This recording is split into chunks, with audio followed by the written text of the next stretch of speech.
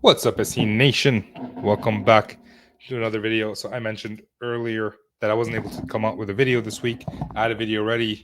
Uh, James, who helps me with the editing, had some internet difficulties, and I wanted to make sure that I get something out today. So here I am, and I figured it's a good time to actually.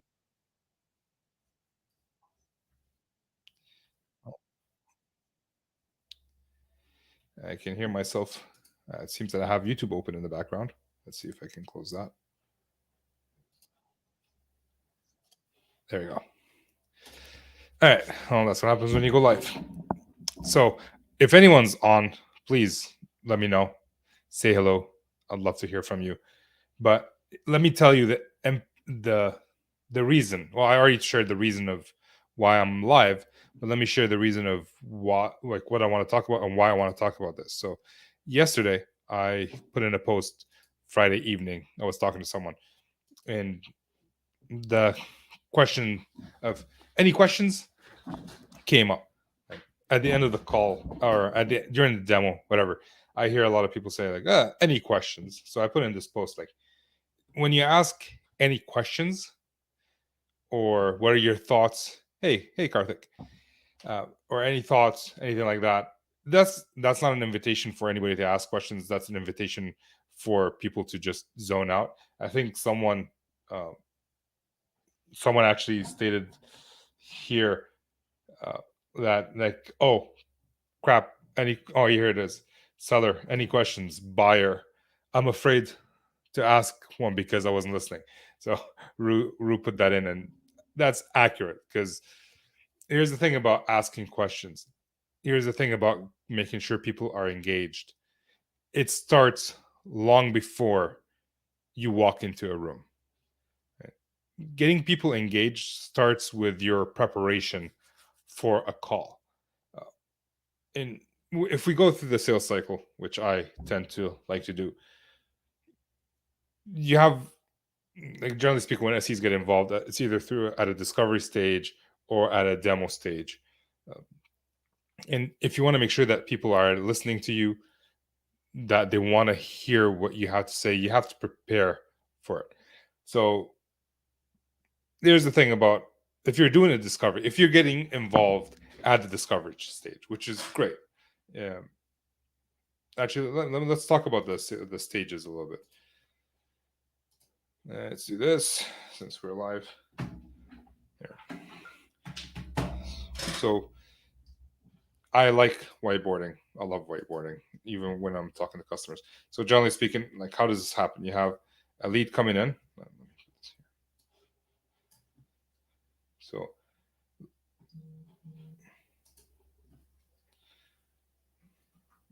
lead comes in, then qualification,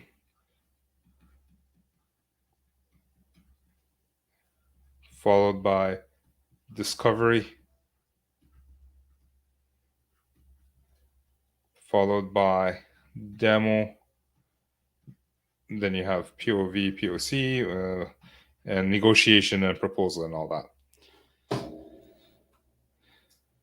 So qualification, lead comes in, we could be involved, we could not be, we might not be. So it depends on the, I guess, the company you're in. Or like, I work with repetitive customers, so a lot of leads come in through me just talking to the same people and getting referrals. Qualification, that's something that the account manager should be doing, or the SDR, BDR, whoever is doing that. Some SEs come through at the discovery stage, and this should be the easiest stage to keep customers involved. Like, customers know that SEs are coming in to have a conversation if the expectation is set properly, and make sure the expectations are set properly, because a lot of times SEs get invited to a discovery call and the customer is expecting a demo. So talk to your account manager, talk to your SDR, BDR, say, this is not a demo, this is a discovery call. And I tend to leave my laptop in the car. That way, if my salesperson says, Ramsey, can you show that thing, this thing? No, I don't have my laptop. So we're good there. If you're doing remotely, just don't have a presentation. whiteboard as much as you can your during your discovery call, like kind of like what I'm doing. I'm doing a remote whiteboard. Let me share that again because I don't want to draw anything, but this is a tool called Miro, and it's free, and I can whiteboard. In addition to that, I have uh, this board. It's a Wacom board. It's a small board and a pen. So whiteboard. If you want to buy these, expense them. So don't talk down to your customers. A lot of people lose interest when they're being talked down when you don't answer their questions. If every time they ask a question, you say, "Hey, but before I answer that," but that's not what I want to talk about today. I want to talk about like during a demo. So you're invited to a demo. Sometimes with a lot of SEs, it tends to be a disco demo, which means you're not given information before the demo. You didn't do a proper discovery with the customers. Uh, you're invited to just do the demo. At which point you have to do a discovery with the account manager because, as I stated, in order to engage with the customers or to keep customers engaged with you, that has to start before you even walk into a meeting. So what you're trying to do is find out like, from your account manager. You can talk to your account manager. And here's what I want to know. I want to know. So this is a disco demo, and it's like the same things you want to know during a regular demo. But who's in the room, and and what do they care about? What problems we can have a list of a million things. What problems are they trying to solve? What questions did they ask specifically? Each person, what question they asked. Um, so collect all that information, have that ready for you when you walk into the room. Again, what do they care about? Who's in the room? What do they care about? What specific questions they asked? What did they want to see? And if you're not given any of this information by your account manager, that means they didn't do a discovery, and then either they should schedule a discovery before the demo or they should go do a discovery. But then you're invited to the room. Even if they've done that, you still have to do your own discovery because things get lost in translation. But you can start by doing a short discovery. Same rules as applies as above. It's you get to engage with them. You get to talk to them, have a conversation. It could be 5 minutes, okay. And then you're doing the demo. And now that's whether it's a separate session or the same session. You're doing the demo. Like John wanted to know about X, Lindsay wanted to know about Y, whatever name you want to choose wants to know about Z. You know all that information. Um, And part of the discussions that we had yesterday on LinkedIn was I was given the epiphany that I actually do something called tell, show, ask, not tell, show, tell. You might be familiar with tell, show, tell. If you're not, you should look into that. There's the book Demo to Win that has that information. Check that out. But tell, show, ask. So what are we doing with tell, show, ask? Again, going back to my trusty whiteboard that I love. So I'm going to erase all this. Just gonna say, gonna bring up my pencil. So tell. Let me change colors. Let me make it a little bit thicker. Change colors. Show. And finally ask. So the theory behind tell, show, tell is, you tell them what you're about to show them, you show them what you're about to show them, and then you kind of tell them again what you just showed them, which I don't really like, but I do the tell, show, ask, which is basically like there's a feature that someone requested, or uh, they have a problem, they want to know about a specific solution. So it's not like, hey, the first thing I do is reference. Whether I did the discovery directly or somebody else did the discovery, I reference like, hey, John, when you were talking to my account manager, you mentioned that you had this problem. Right? What's going to happen next is I'm going to show you how I go about solving that problem for myself, for you. This is how I think about it. So the first thing you did was reference.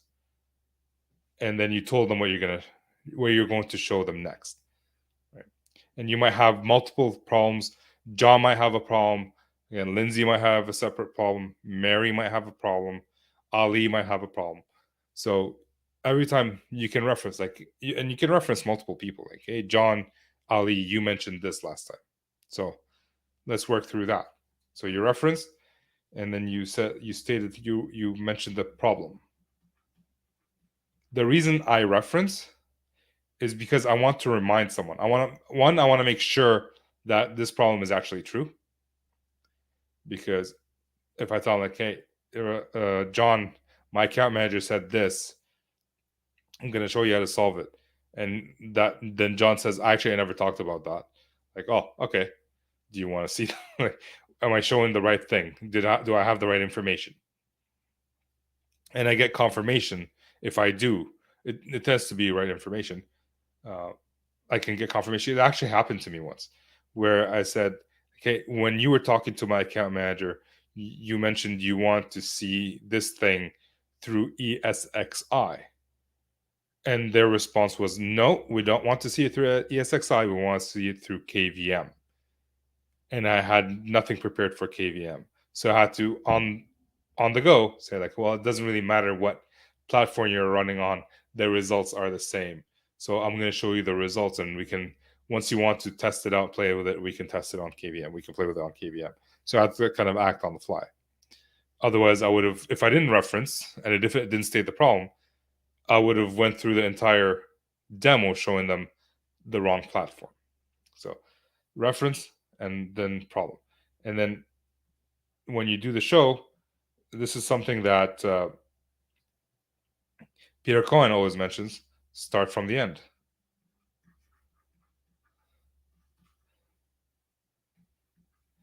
Highlight what they want to see. Highlight the solution, not how you got to the solution. They might want to ask about it, which is great. And the reason I like to start at the end is when I'm showing them the end, I can ask about, like, hey, what are their thoughts or whatever. We'll discuss that in a second. Or they can just start asking questions, and now they're automatically engaged. They're providing their information, they're asking their questions, and I'm gauging why their questions are important. If they are important, is this turning into a training session, or is this still a demo? And we can go from there. But basically, start at the end, and then like give them like basically this is a teaser. If you think about it from movie standpoint, you have like a 30-second teaser and then a full 2-minute trailer. That's the teaser, and then you can go into a 2-minute trailer on how you got from here to here. So that's the show. And now usually the last part has been tell. Like, we're gonna show you this problem, how we solve it, and then you show them the problem, and then you actually tell them, like, oh, we just showed you how to solve the problem. What I like to do here is ask, not what are your thoughts, not any questions. Like, I've initially started off by referencing, John, you mentioned this problem. Now the question is, John, how do you see this working?